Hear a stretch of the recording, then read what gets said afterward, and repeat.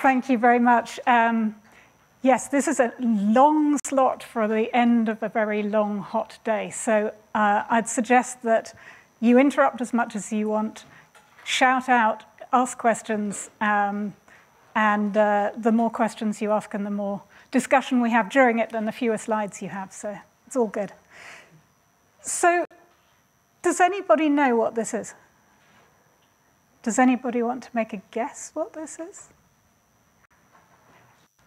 It's one of the treasures of the Ashmolean Museum in Oxford, where I was always being taken as a child because it was our nearest proper museum. And it's called the Alfred Jewel. And as a child, I just thought it was very pretty. And I have now just recently realized that this is kind of sums up what I'm trying to do with my whole life. And I'll tell you why at the end, but you might want to think about it and see if you can preempt me. So yes, I'm not an academic. I'm a filmmaker, or I used to be a filmmaker. I think of myself as a communicator. And basically in filmmaking, it involves a lot of kit. This is our typical traveling kit of 27 cases of film equipment, which we carry out into the desert or up into the jungle, and we're hiring mules to take us in places. We film in pairs, usually, just me and a cameraman, so it's a lot of kit for the two of us. But sometimes we do big shoots with huge amounts of kit and whole crews, and you have to walk out and direct that. But all the time, what we're trying to do is essentially communicate information, because I was a factual filmmaker.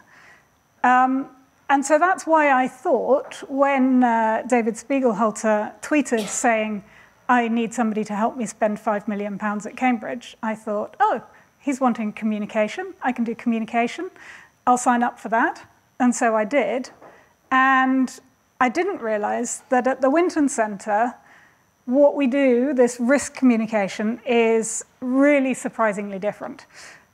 So we're trying to communicate evidence to people who have decisions to make. And this is an example of what we did. So we were making graphics overnight when the UK's regulator first discovered a link between the AstraZeneca vaccine and some blood clots. And they asked us to make a graphic to explain to the governmental panel who make decisions about vaccination what that link might mean. So we quickly made up these sort of PowerPoint slides, and then they were shown that afternoon on television to the public in the national briefing. So what I thought I'd do this evening is just talk a little bit about how this change from communicating in film to a public audience of people who didn't care before they started watching, but needed to be entertained from our point of view, to communicating information for people who have a decision to make that could be a life-changing decision, how those are very different and how that changed my thinking. So I think this is the first and key question that every communicator needs to ask themselves. And it sounds really simple, and I didn't actually ask myself this very often when I was working as a filmmaker. I thought I knew what I was doing. I was making factual documentaries, but the media is an entertainment medium. So what were we aiming to do? And I think you can only really tell what you're aiming to do if you think about what your measures of success are. So we had a lot of audience feedback. It came in between 10 o'clock and 11 o'clock every morning, which was a very tense moment in the office. And the first thing you get is a viewing figure. So you get your absolute overnight viewing figures, and as a percentage share of all the viewers of television that night. And we get a demographic breakdown of that later in the day, because it's no good making something that nobody's watching. So our number one sort of thing that we were trying to deliver was something that people wanted to watch. But viewing, luckily, isn't everything. The second thing we'd get was an AI figure, Audience Appreciation Index, which is a measure of how much people liked it. So this comes from a panel of people who were asked to rate things, and it should be around 90% if you're making high-end documentaries. So these are important measures, but they're kind of measures of popularity, really, in a way, which is what you'd expect from an entertainment medium. But at the BBC, luckily, we did also get other really important data in. So we got ratings from this same panel on things like whether what they'd seen felt fresh and new, these kinds of things, which the BBC call distinctiveness measures. So that's good, because it means that we're not just trying to make popular stuff.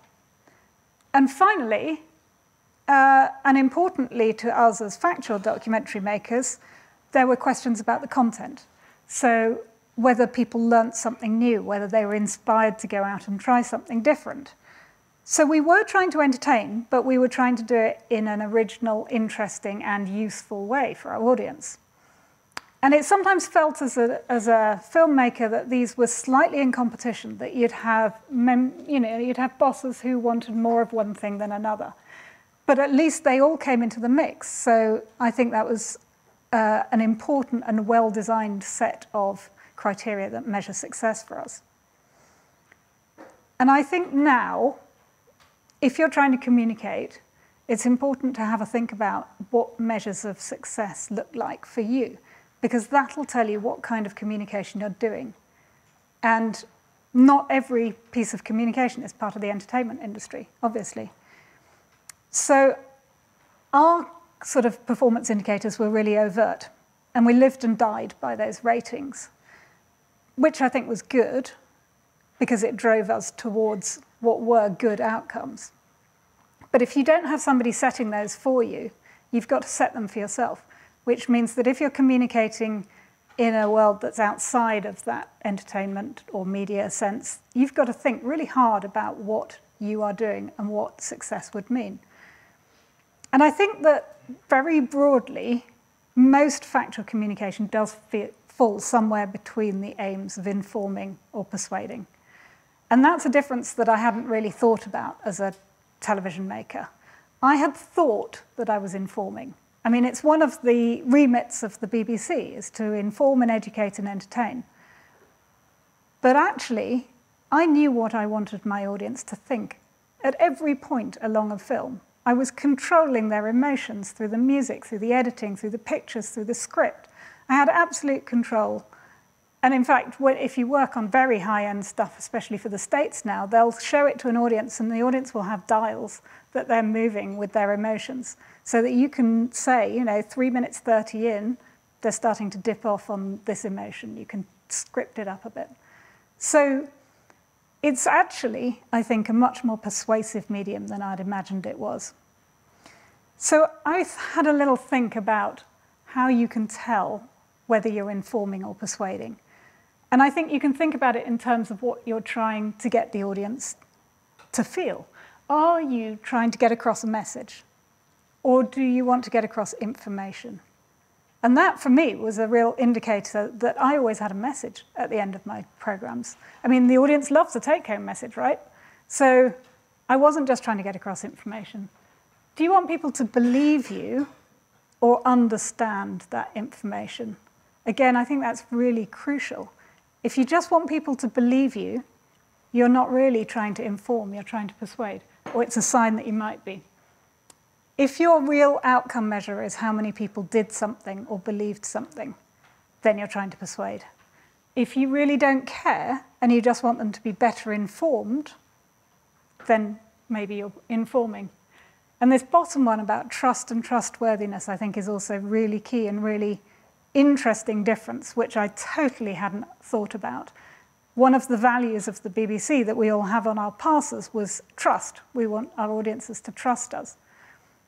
But now, through the philosopher Honora O'Neill, who I recommend her TED Talk, I've realized that trust isn't in your gift. As a communicator, you can only set out to be trustworthy.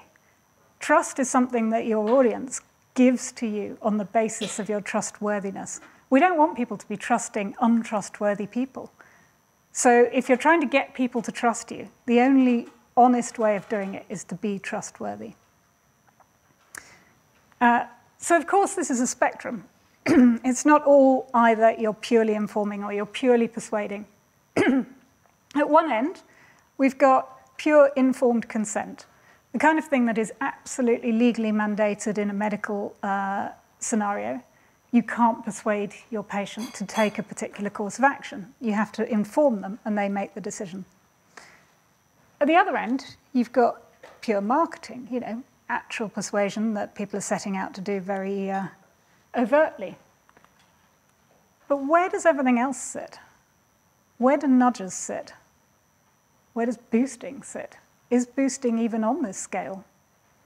I don't know what you all think. I'm interested what Ralph thinks, what Gert thinks. I think nudging is essentially another word for advertising. Is it not? Is it not a rebranding of advertising that makes it socially acceptable to do if you're in a public service? Boosts, I'm only just learning about what boosts are. I mean, I think they are further down the informing end of the spectrum, but maybe they fall outside of this because maybe they're not communication, maybe they're education. But I think every time any one of us sits down to communicate, we have to think about where we are on that spectrum, because it means the tools that are available to you, really, in your toolkit, ethically, are quite different. And I think you have to think of the ethics as well as you move towards persuading people. Why are you doing that? Most of the people who come to us in the Winton Centre for advice on how to communicate risks or evidence ask how they can get people to do more of something or less of something, or ask to be trusted more. And they only think of communicating when there's something in it for them. They, as an organisation, want people to do something or people to think something. And I don't think that's really behaving like a public service. If you're a public service, you set out to communicate when people need you to communicate. You're there to serve their needs. So I think if you have a think about whether a decision has been made, has your organisation made a decision and you want people to, conform to that decision, that's very different from if you are leaving the decision open for them and you want to help somebody make that decision and you genuinely don't care what decision they make. What are you trying to maximise? Well, at the Winton Centre, we're trying to help people who have a decision to make, and we're trying to improve things like decision satisfaction, trying to reduce decision regret. Those are our kind of metrics. And we're trying to communicate quantitative information. That is our kind of bread and butter. That's the main thing that we're trying to communicate. And I used to think that the difficult bit of that would be the communication. I thought that's why the centre needed communicators, so that we could think about how to communicate the facts and figures. But actually, I've discovered that the communication is by far from the hardest part. Actually, what we spend so much of our time and effort doing is trying to work out what to communicate in the first place. It's not as easy as, here are some facts, we can just look them up in a scientific paper, and now we're going to try and communicate to them. My experience now is that actually we spend a lot of our time, and we actually have a joke about it, arguing about what is truth. And we say, any time the conversation has turned to what is truth, that is the time to stop having that conversation. Because so often, we just don't, there is no such thing as the truth in this situation. What we're trying to communicate is actually, the current evidence. And what we actually know at any one time can be really, really full of gaps, lots of uncertainties. But also, the things that we think we want to communicate aren't actually what the audience wants to hear. So this is an example of the kind of thing that we do and what I mean. So we've been making decision aids for the NHS. And these are designed to support different healthcare decisions that patients might make. And they give them information about their treatment options, about the risks and the benefits of each treatment option, including doing nothing. And the two time-consuming bits of making these are finding out what information is useful for people who are making these decisions. So this involves lots of interviews with current patients, past patients, members of the public who might be future patients, and then finding that information. So here's an example from cataract surgery. Cataract surgery is the most common surgery in the world. There are hundreds and thousands of these done every year. And this is what the standard measure of success is that's cited in all the papers. So change in visual acuity from baseline in some rather weird metric. And you'd think that maybe the communication aim here would be to convert that metric into something useful and to maybe give a before and an after. But actually, what was important was that this was giving an average. And the average wasn't telling the story. That's the first lesson. So when we talked to lots of people, there were lots of people whose eyesight got worse. Well, some people whose eyesight got worse after cataract surgery. If they'd been just told the average improvement, they wouldn't have had a concept that it could have gone down. So actually, it was really important that we got the figures for how many people's eyesight got better and how many people's eyesight got worse, and the number that stayed the same. And that is actually not easy data to get hold of. This is not the sort of thing that papers are written about. They were all trying to get that, precision to the third decimal place of how much visual acuity, on average, improved or changed. But actually, there's even more to it than that, because visual acuity is a nice, easy, quantitative metric that opticians or ophthalmologists can measure and like to measure. But it turned out, after we did some interviews and we read some papers on the qualitative side, that actually sometimes visual acuity as measured by the machines improves, but the patient has all sorts of glare and shadow issues with their vision. So as far as the patient's concerned, their vision hasn't improved. The machine might say your vision is clearer than before, and they'll say, well, no, I can't see anything. There's a massive great shadow in the way. And this, again, I think was really important information to find for the patients. Well, for all of us, really. Because if you'd just been told that some people's visual acuity got worse, and then you went to your ophthalmologist and they said, oh, your visual acuity has improved. And you said, well, nobody told me that it could improve. You told me it could get worse or it could stay the same and it could improve, but then you didn't tell me that even if it improved, I could be suffering what I think is worse eyesight. And so these kind of things, I think, undermine people's trust in the information they're being given if it doesn't feel like it then applies to them. So, you've got people feeling angry, they're feeling betrayed, and you're not being trustworthy if you're not giving them all the information that they really needed to make that life-changing decision about whether to have their eyesight messed around with. So it really matters to find the right numbers and to find what numbers would possibly help people in this situation. But then we have that problem of trying to communicate those numbers. And again, I was so naive about this. I thought, okay, so we're now trying to help people understand what 10, 20% means. And so I thought, all the kind of data viz stuff, this would help. But then I started thinking, well, numbers have a really important property for us. We use them because they're precise. They have precision. But that's really all they have on their own. This is a precise number. If you're a professional in web design, you'll probably use hexadecimals for colors. If you work in the print design, you'll be using CMYK codes or Pantone codes. So you're used to converting numbers to colors. But the rest of us aren't. So this is very precise. It's very useful. It tells you exactly what color that is, but only if you can translate that color. And so we might think about risks in numerical terms, and especially if it's in an area that we're familiar with, we think of those numbers and we understand those numbers. But most people will be unfamiliar with that context. For them, those numbers will just sound like that does to you. So our job is actually trying to do something more subtle than just convey what 10% is.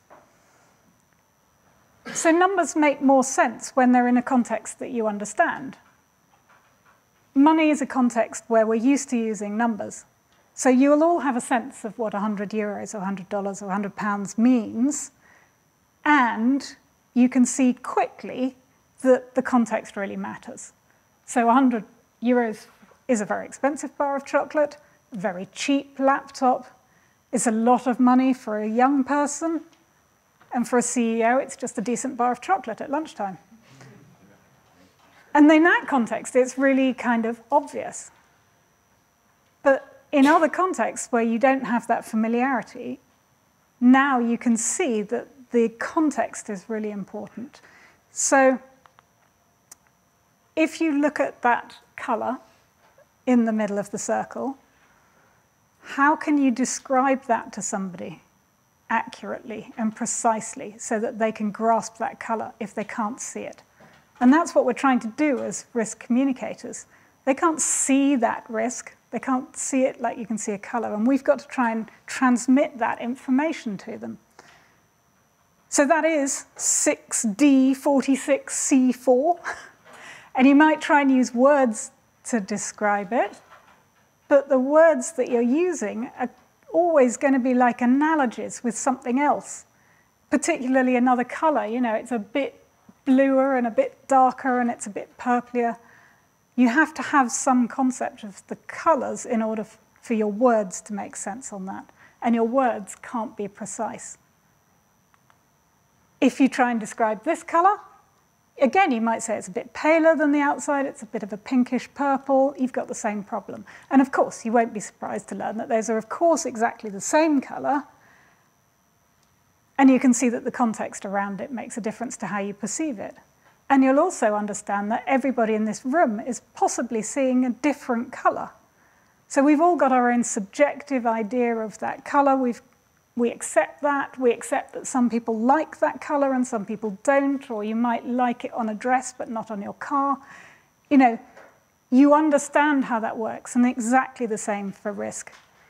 So we can use colors, like web designers or any designers, to be very precise. And that's important. But we also have to try and get across a lot more than just 10 or 20 or 13.5. So some of our work at the Winton Centre has been on how to try and help communicate these numbers in a way that gives them context. So we're not trying to just give people something they can remember. We're not giving them a test on, you know, do you remember it was 13.3? That's meaningless. What we want to do is try and communicate a concept that they can understand and in a way that's not persuasive. So this is really, now I was starting to think, okay, damn, this job is a lot harder than I thought. So we talk to people about context, and we talk to them about the context in every particular scenario where we're trying to communicate, because we need to understand what people already have in their head that we can then draw analogies with and put in context the current number. So we ask people questions like these. You know, what would feel like a high chance? What would feel like a low chance? When we started doing this, we were trying to get people to put numbers on it. So we wanted people to say, oh, 5% feels low for this, 15% feels high for this. Nobody in any of our interviews ever put a number on it. What they did was come up with a scenario. So when we did this during COVID, and we were asked to try and help communicate people's personalized risk of dying from COVID, people would say, oh, low chance, that's a healthy young person. High chance, oh, that's an old man with, you know, several comorbidities. Because they knew what the risk factors were from the media. So they had in their head what low risk and high risk looked like, and to them it looked like these personas that they could visualize. So we thought, great. Okay, so now we understand what they're thinking about. What does risk look like to them? And now we can translate that in a sort of Rosetta Stone fashion.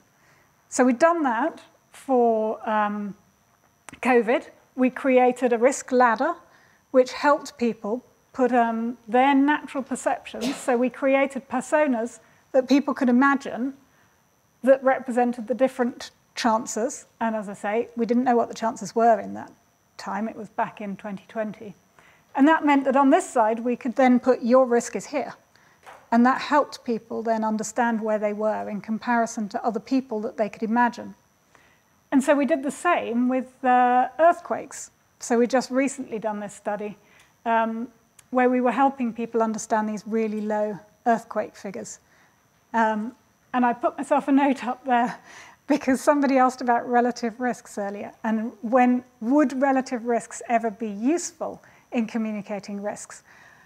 Well, I think they might be, but so the problem is, if you're communicating really low probabilities, like earthquake probabilities, then you can get yourself into a situation a bit like the L'Aquila earthquake situation. So in the L'Aquila earthquake situation, the absolute risks of an earthquake happening, a damaging earthquake at that particular point, at that particular time, was really, really low. I mean, they always are. Even though they'd had some foreshocks, it was still really low. But it was about 150 times above background level. So if you just give the absolute levels, I think I would feel very cheated. And in fact, lots of people did feel very cheated, having just been told that the risk is very, very low.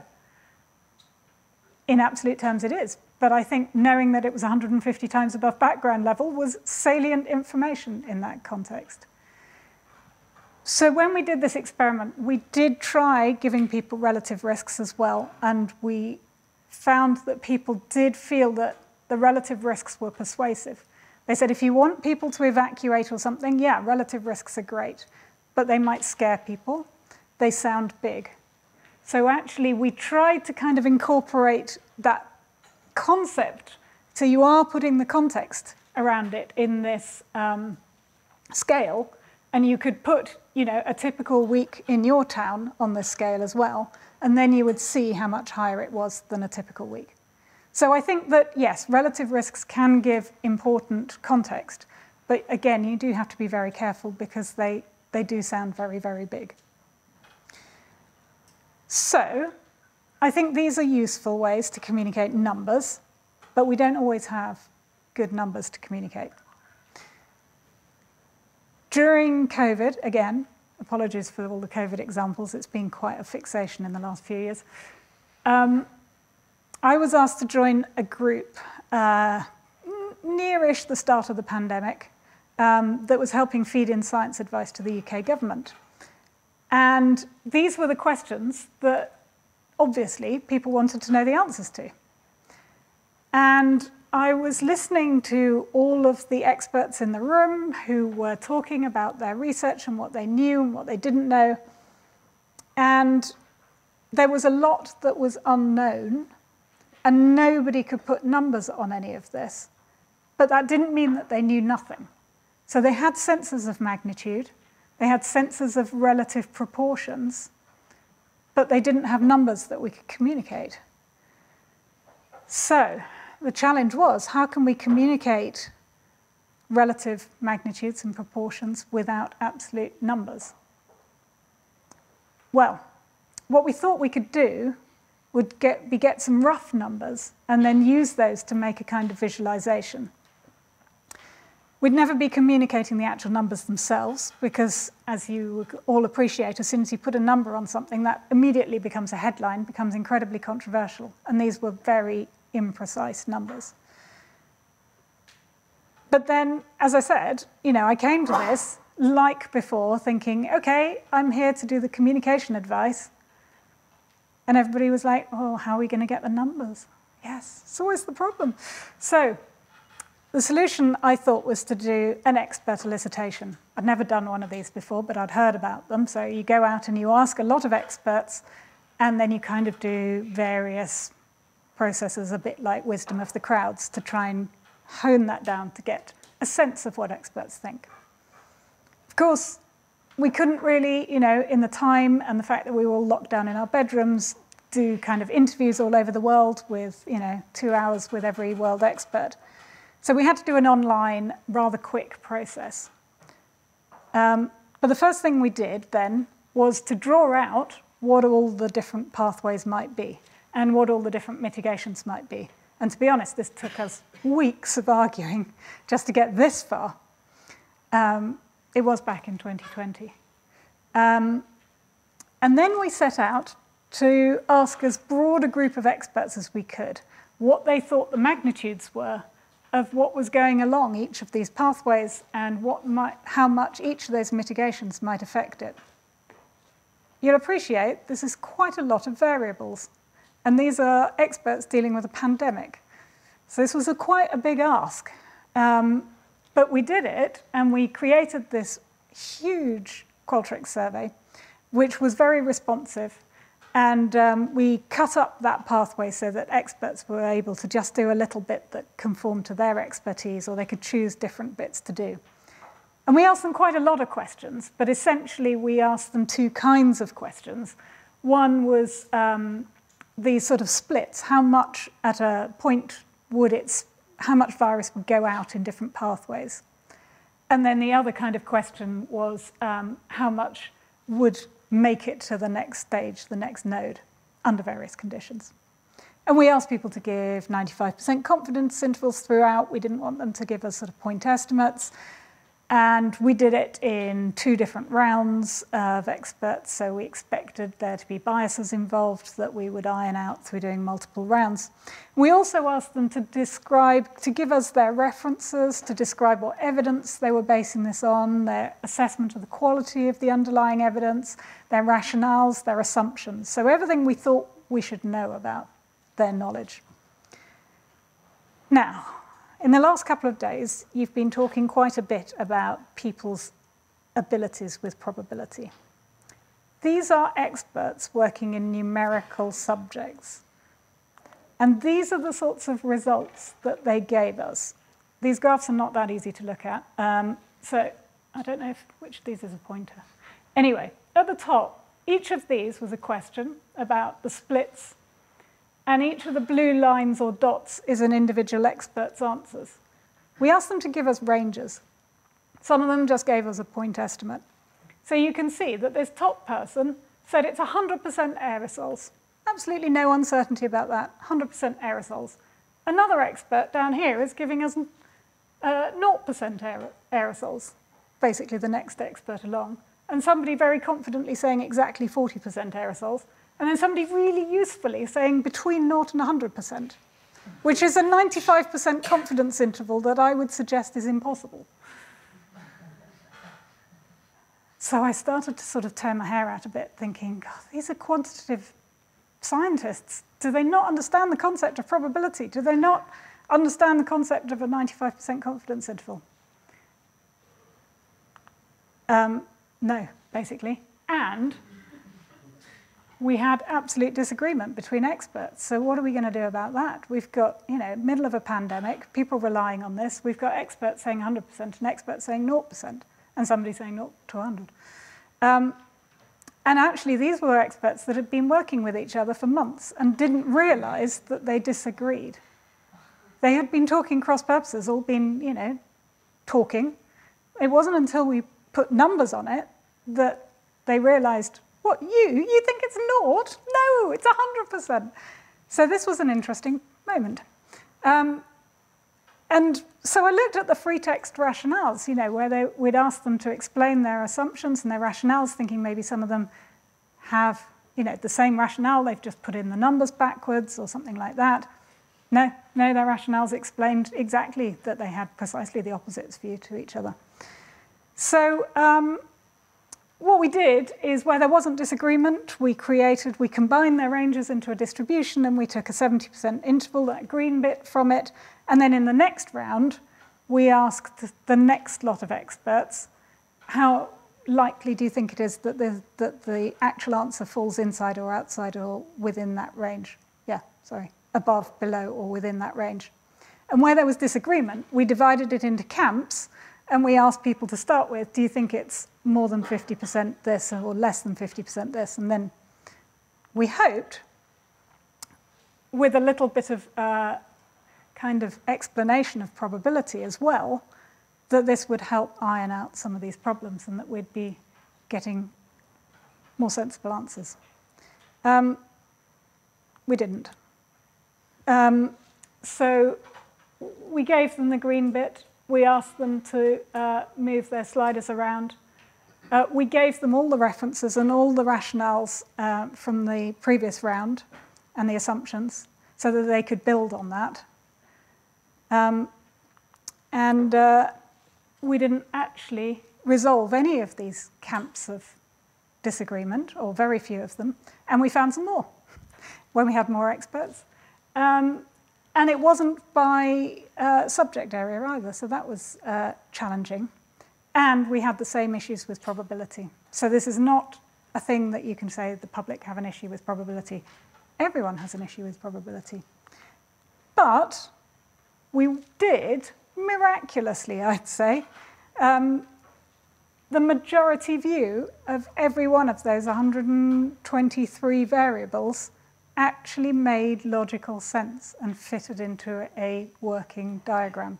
So from that, what we did was use colour to represent magnitude. So nobody ever saw a number, but we know that darker colours are more salient to people, they stand out more, they naturally, instinctively show more of a something.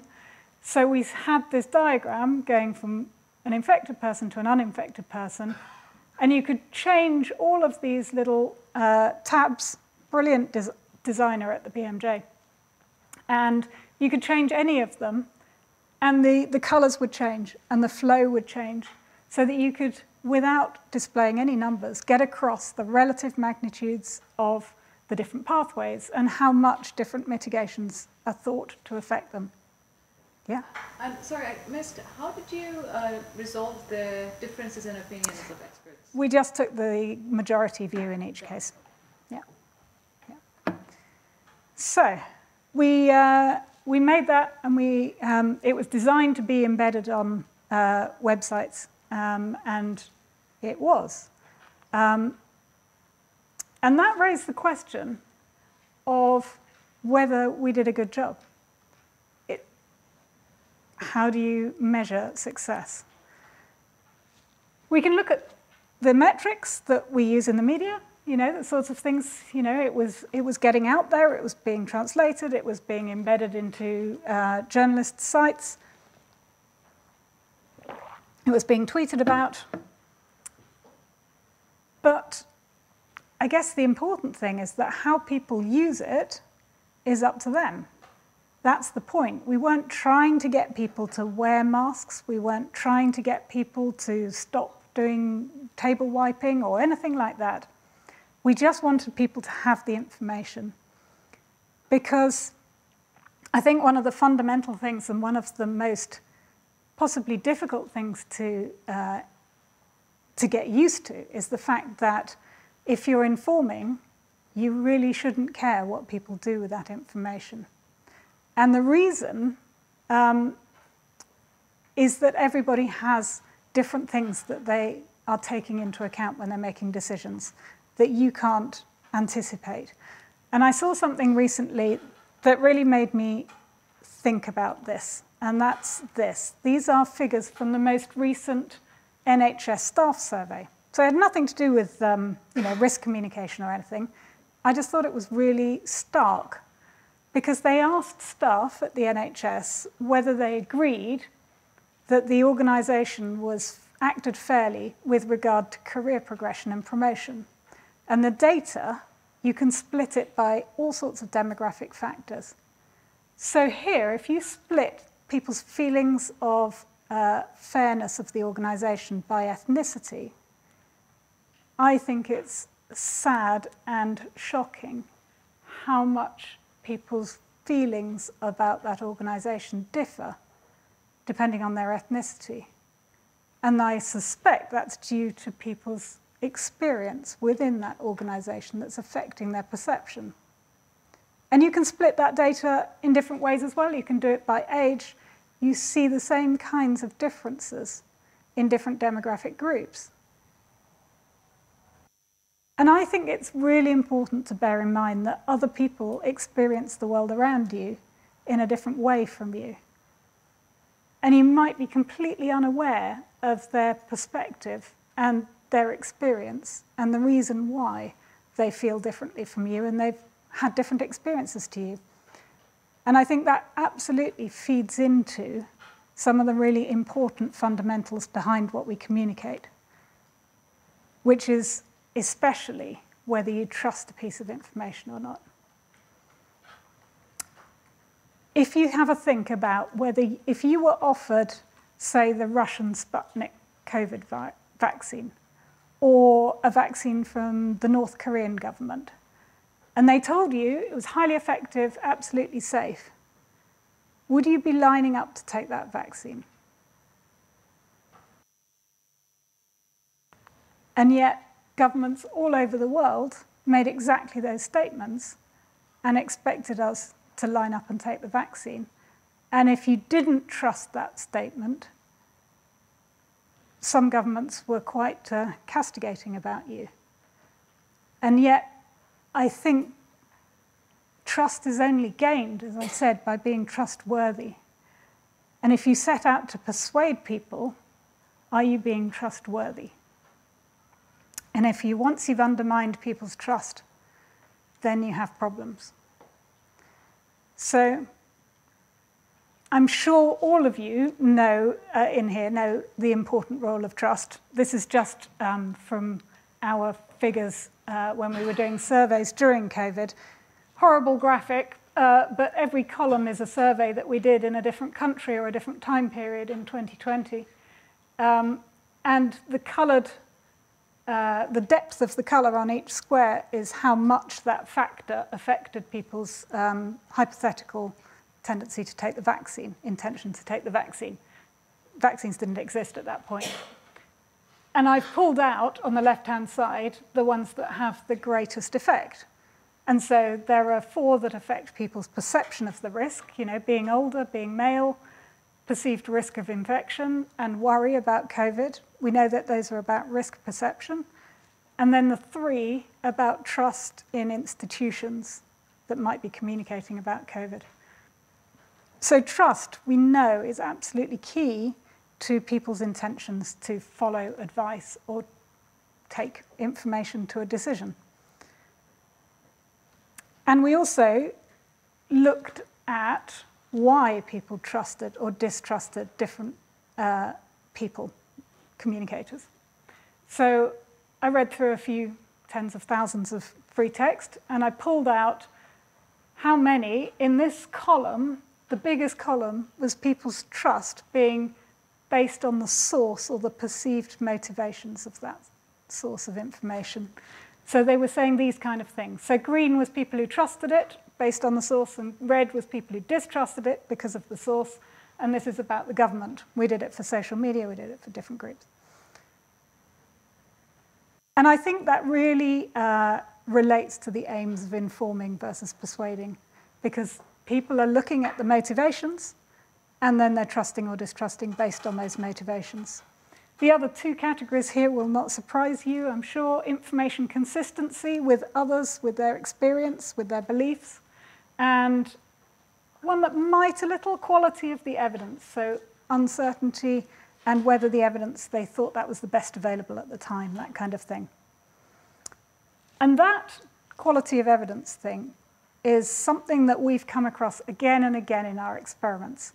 And I just wanted to bring that up because I think it's, again, really relevant to trustworthiness. So we did this experiment. God, it's COVID again, sorry. We did this experiment taking this rather nice risk communication graphic from the Lancet, looking at the communication of, the amount of protection that eye protection gives you against transmission. Again, way back, ignore the numbers. And the Lancet kind of followed best practice. Actually, it's not showing very well. They did have entire icon arrays. Sorry, when it's projecting, you can't see it because it's too pale. So they had an array of 100 little people, and they coloured in the right number.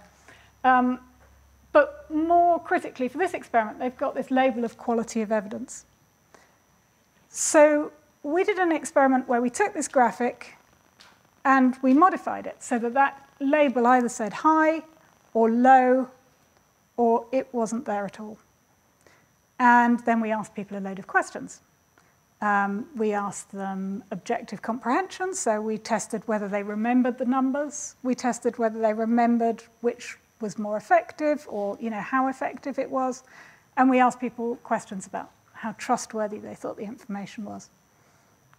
And so perceived trustworthiness, as you'd expect, they thought the one with a high quality of evidence was more trustworthy information, one with low quality, lower. And the perceived effectiveness, interestingly, they also well, I don't know whether they downgraded it, because I don't know where your midline would be, but they thought it was more effective when it was higher quality evidence. So they actually remembered the numbers the same, but they're adjusting the effectiveness in their minds. So that was kind of interesting. But what was really interesting is the one that had no label, they essentially treated it like it was high quality evidence. I mean, somebody's telling you. It's not surprising that most people assume that that's high quality evidence. So I think that raises a really interesting ethical flag that if you've got low quality evidence, as we often do, sadly, and you don't flag that to your audience, are you lying by omission? So I think that's something that we all have to bear in mind. And I just want to finish up with one other experiment that we did. So we pulled together what we called, well, no, sorry, we didn't call it. Nature called it 5 rules for evidence communication. We don't like creating kind of rules, but these are essentially what we at the Winton Centre have kind of ended up moving towards as good principles if you're trying to inform people and not persuade them. So, I mean, setting out to inform people, not persuade them, sorry, setting out to be trustworthy. Inform people, not persuade them. Offer balance, not false balance, so that's presenting the evidence in a non-biased way. Disclosing your uncertainties, which we've done some work around as well. Stating the evidence quality, because we now know that if you don't, people make assumptions. And inoculating against misinformation, which I won't talk about because it's not my area, but we've got John Rosenbeek here who will tell you all about that. And so what we thought we'd better do is empirically test these and find out, do these, which we kind of think might affect trustworthiness, what do they do to the public audience?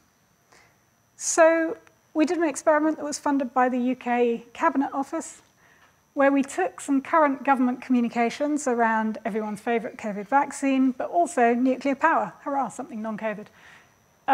So their normal communications about both of these topics were hugely persuasive. I mean, it's the standard stuff about how great nuclear power is for, getting to carbon net zero, and how safe and effective the vaccine is.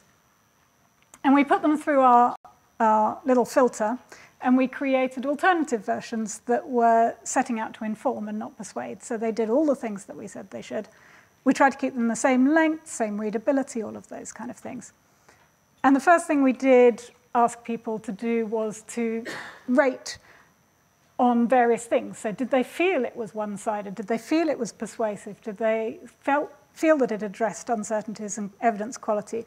And everybody was only seeing one of these 2 forms. So whichever one they saw, they rated it. And thank goodness, the informing one actually was doing what we thought it was going to do. So, people noticed the difference between the 2. So that was great. But what did it do when we asked them about trustworthiness? Well, the lucky thing, no, the good planning thing, was that we had asked people in advance what their prior beliefs were on each of those topics. And the reason that was useful is because it made a massive difference to their responses.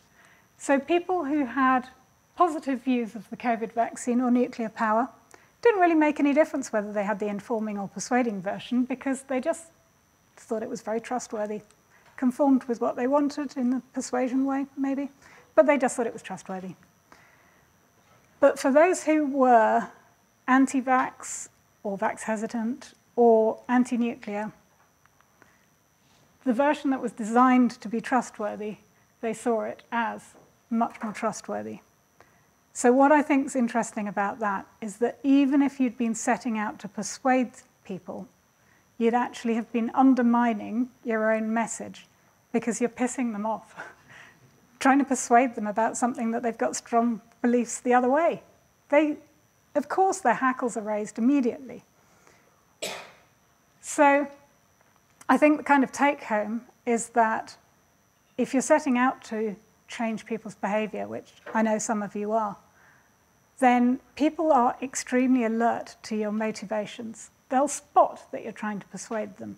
And the people that will most piss off are the people you're most trying to reach. So my message is kind of try evidence communication. It's not suitable for all circumstances, and I'm sure we can discuss things like public health situations and circumstances where you want more control over people's behavior because it affects other people. But generally, I think where people have an important decision to make, and it's an individual decision, and they're engaged enough already to make that decision, to look into it, to make that decision, because it's a really important one for them. You don't need to engage them, and you don't need to try and persuade them. You need to respect your audiences and give them the autonomy by giving them the information that they need in a balanced way. So I was going to end with explaining what this was. If anyone's worked it out. No? So Alfred's jewel, I found out as I was an adult, it's one of a set of objects made, ordered to be made by the Anglo-Saxon King Alfred, who was born in the town next to where I live.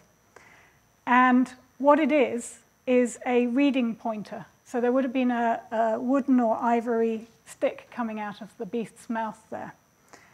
And it's written down that what he ordered them for was because he ordered all of the important texts to be translated out of Latin. This is back in the 10th century.